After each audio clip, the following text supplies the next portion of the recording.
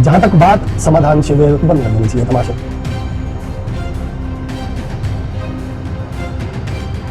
जो भी बाजार अतिक्रमण करते हैं सभी बाजारों को हटाया जाए।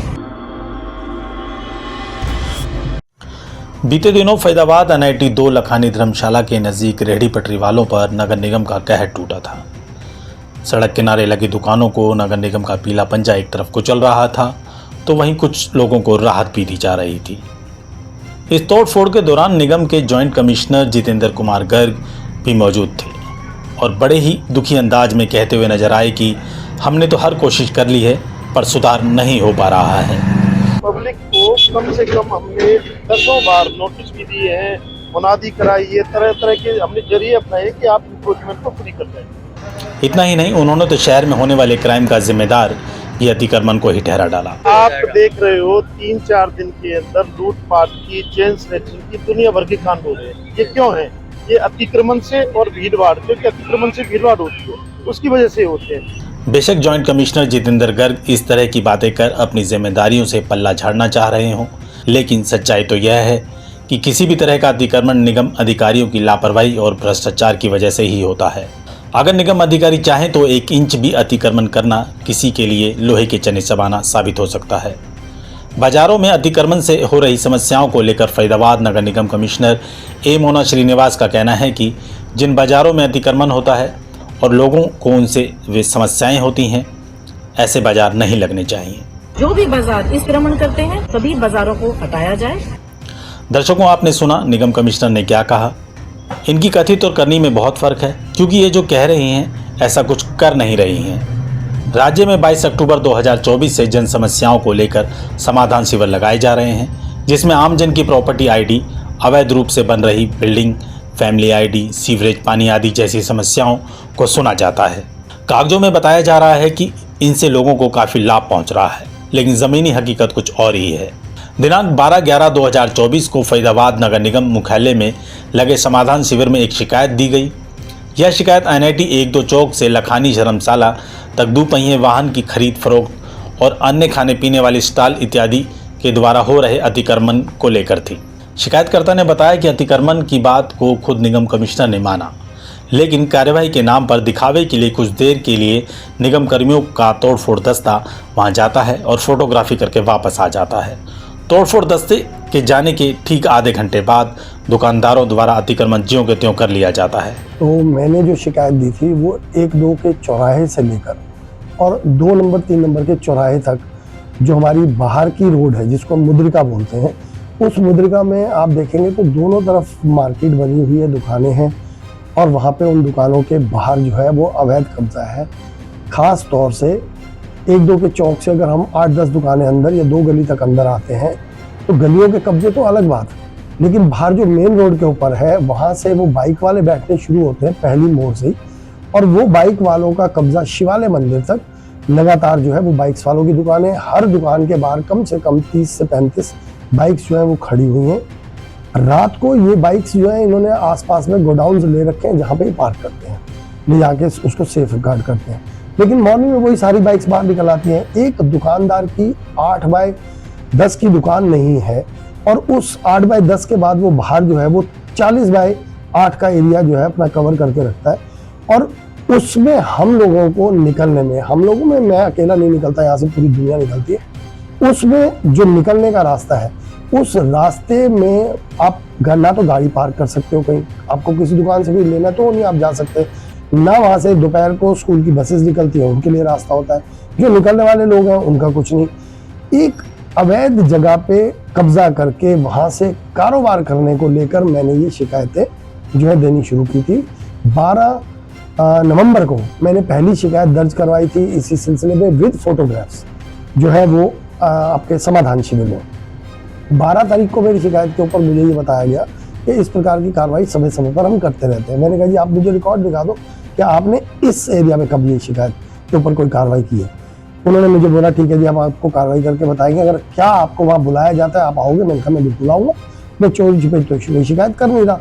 उसके बावजूद वहाँ पे कोई कार्रवाई नहीं होती। 25/11 को मैं एक रिमाइंडर देने जाता हूँ दोबारा, उस दफ़ा मुझे कमिश्नर साहिबा भी मिलती हैं, उनसे मेरी डायरेक्ट जब बात हुई तो उन्होंने मेरे को बोला कि ये तो पहले तो उन्होंने बोला कि हम कार्रवाई करते रहते हैं, लेकिन जब मैंने उनको बोला, मैंने कहा मैम आपने शायद कंप्लेंट पूरी ध्यान से देखी नहीं है। उस दौरान में उन्होंने मेरे को यही बोला कि हाँ ये गलत एक्टिविटी है और हमें पुलिस की मदद लेनी पड़ेगी, मदद लेके हम इस काम को करवा सकते हैं और उसके अंदर जो है आपको ये लेके चलना पड़ेगा कि हम किसी भी तरीके से इसकी कार्रवाई करेंगे, लेकिन कमर्शियल एक्टिविटी हम यहाँ पे नहीं करने देंगे। ये सब करने के बाद भी वहाँ पे एक आधे घंटे की कार्रवाई होती है। नगर निगम अधिकारी आते हैं, वो उनको बताते हैं, वो अपनी बाइक्स को थोड़ी देर के लिए अंदर कर लेते हैं, रेडी पटरी वाले अपनी रेडियाँ अलग ले जाते हैं, लेकिन उनके जाने के बाद वो एक रिकॉर्डिंग के लिए ही था शायद, रिकॉर्ड किया उन्होंने और वो ऊपर अपने अधिकारियों को दिखाने के लिए कि हमने कार्रवाई कर दी, और वो ढाक के 3 पात आज तक उसके ऊपर किसी प्रकार की और कोई एक्टिविटी कार्रवाई नहीं हुई। आनंद कांत ने बताया कि तमाशे वाली बात तो ये है कि समाधान शिविर के मुख्यालय से एक कॉल आता है जिसमें पूछा जाता है कि क्या आपकी समस्या का समाधान हो गया है, क्या आप संतुष्ट हैं। सबसे बड़ा तमाशा वो कि जहाँ समाधान शिविर का इन्होंने हेड ऑफिस बना रखा है या जो कंट्रोल ऑफिस बना रखा है सीएम ऑफिस के अंडर अधीन में, वहां से मेरे पास फोन आता है 4 जनवरी को। उसमें वो मुझे ये बोलते हैं कि आपकी समस्या का समाधान हो गया है, क्या आप संतुष्ट हैं। मैंने बोली कौन सी समस्या, तो उन्होंने बोला आपने समाधान शिविर में कोई शिकायत लगाई थी। मैंने बोली बिल्कुल लगाई थी, उसके ऊपर तो कुछ भी नहीं हुआ। उन लोगों ने मुझसे पूरी बात डिटेल में पूछने के बाद बोला कि हम अभी रिवर्ट करते हैं। मैंने उनसे पूछा कि क्या आपका कोई व्हाट्सएप नंबर है, मैं सारी चीज़ सिचुएशन अभी की करंट की फोटोग्राफ्स भेज देता हूँ।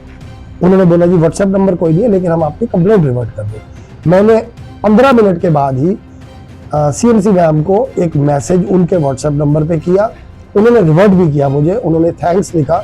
मैंने उनको बताया कि मेरे पास इस तरीके से आया, इसको काइंडली देखिए, क्योंकि नाम सरकार का और प्रशासन दोनों का खराब होता है, हमारी तो दिक्कत है ही है। उन्होंने मेरे को उसके बाद कहा कि आप मुझे लोकेशन सेंड करें। 4 जनवरी की लोकेशन सेंड आज तक उसके ऊपर कोई कार्रवाई नहीं हुई। इतना ही नहीं, आनंद कांत का कहना तो ये भी है कि ये सब कमाई के साधन हैं जिससे नगर निगम अधिकारी नेता सभी शामिल हैं और समाधान शिविर एक तमाशा है।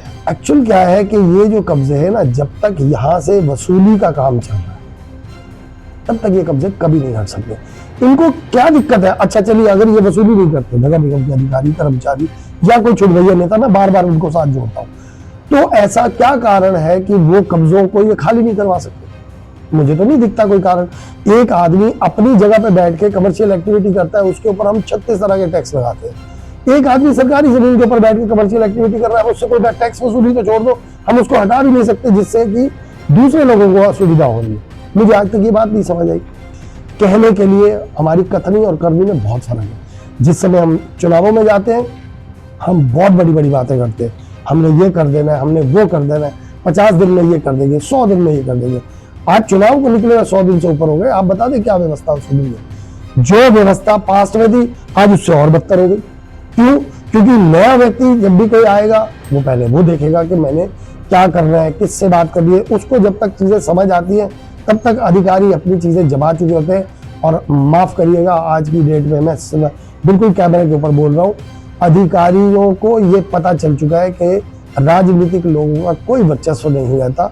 वो बोलते हैं, चले जाते हैं, मीडिया में छपने के लिए अपने आप को 2-4 डायलॉग मार के निकलते बनते हैं। उनको उससे ज्यादा वाहवाही नहीं चाहिए और इनको इससे कम कमाई नहीं चाहिए। तो जब उनकी वाहवाही उन्हें मिल रही है तो इनकी कमाई इनको मिल रही है, और जो तीसरी चीज रहती है भरपाई, वो आम जनता को। जहां तक बात समाधान शिविर या आप कहें कि ग्रीवेंस कमेटी या आप कहें कि जो ये सीएम विंडो या आरटीआई के पोर्टल्स, ये सब बंद कर देने चाहिए तमाशे। क्योंकि इसमें क्या है कि आपका ना पैसा भी खर्च हो रहा है, पब्लिक का भी खर्च होता है, सरकार का भी खर्च होता है, प्रशासन का भी होता है, समय की भी बर्बादी होती है। आज आप देखें समाधान शिविर के अंदर 200 कप चाय तो मिनिमम है कि जो अधिकारी बैठे हैं, अगर 60-70 अधिकारी बैठे हैं 2 बार चाय वो भी पी रहे होंगे। कॉफ़ी आपने वहाँ रखी हुई है, 20-25 रुपये का एक कप पड़ता होगा, 4-5 हज़ार रुपये की हमारी कॉफ़ी लग जाती है। टेंट लगा रखा है, अधिकारियों के 2-3 घंटे लगते हैं। शिविर में जाने से पहले 1 घंटा पहले वो तैयारी करने लग जाते हैं, जी अपने शिविर में जाना है, कोई काम नहीं। शिविर से आने के बाद कोई काम नहीं, फिर वो लंच में चले गए। अधिकारी अपना काम ही 3 बजे शुरू करता है, 3 से लेकर 5 बजे तक फिर वो बोलते हैं जी पब्लिक आवर्स खत्म हो गए। तो ये सब वेस्टेज ऑफ मनी है, वेस्टेज ऑफ टाइम है। इन सब चीज़ों को तब हम लगाएं जब उसके कोई रिजल्ट्स निकल के आ रहे। जब रिजल्ट्स नहीं निकलने, मैंने अपने एक लेख में भी लिखा था कि समाधान शिविर नहीं है, ये समस्या शिविर है।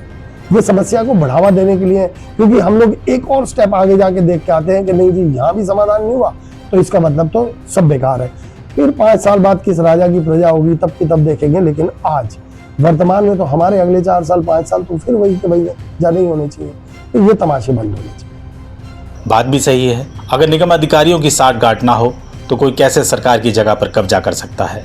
फरीदाबाद NIT 1 नंबर 2 नंबर 4-5 चौक चारों तरफ अतिक्रमण और अवैध कब्जों की भरमार है, और हो भी क्यों ना, क्योंकि अतिक्रमण और अवैध कब्जों से की हुई वसूली से ही तो अधिकारियों को 5 लाख की कीमत के लहंगे और सोने के बिस्कुट के गिफ्ट दिए जाते हैं।